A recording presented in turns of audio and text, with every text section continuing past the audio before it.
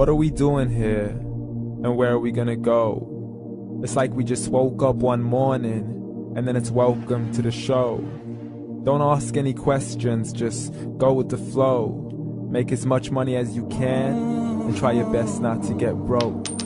Copy everything you see on the TV, from the hairstyles to the clothes, and don't think too often, just do exactly as you're told.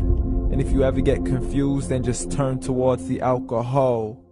You'll still hear your thoughts, then just turn up the radio as you learn to live a lifestyle of drugs, sex, and rock and roll. But in all honesty, I just need to know, is there more to the cycle than growing and getting old? Living and dying just to leave behind a happy home and a whole lot of property that somebody else is going to own. I just really need to know before the casket's closed, 'cause I'm not willing to gamble with my soul, nor am I ready to take any chances. These are just simple life questions, and I'm just searching for some answers. Like, what are we doing here? And what is our purpose? How did we get here, and who made us so perfect? And what happens once we go, or is this world all really worth it?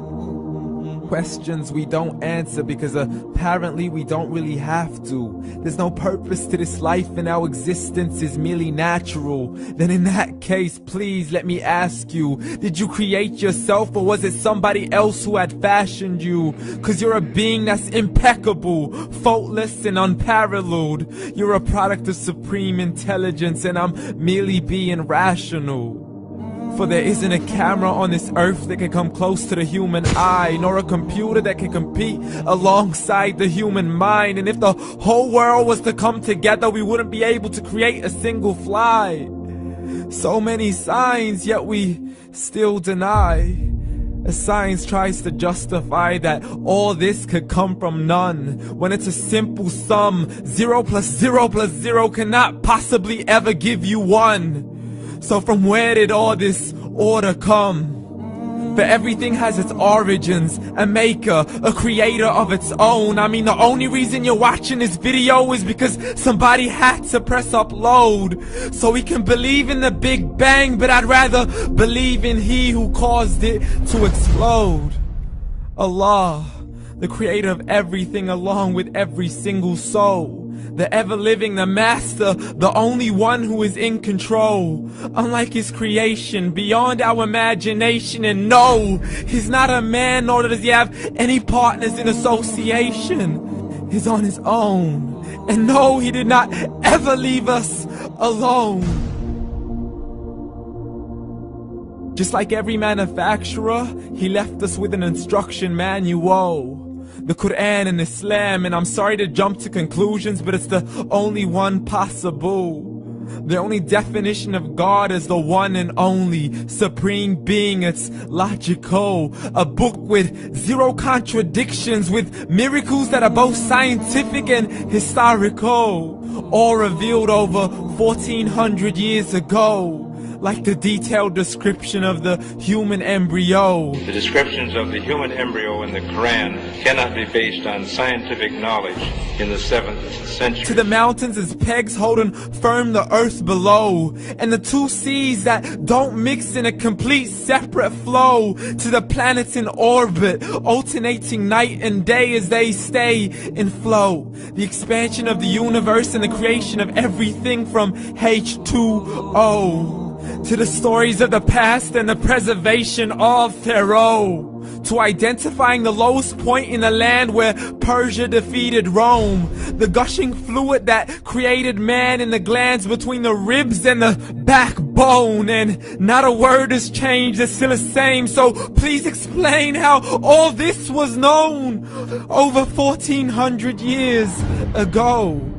To a man who couldn't read or write, as he would recite whatever the angels spoke. And if you still don't believe, please try to come up with something that's even close.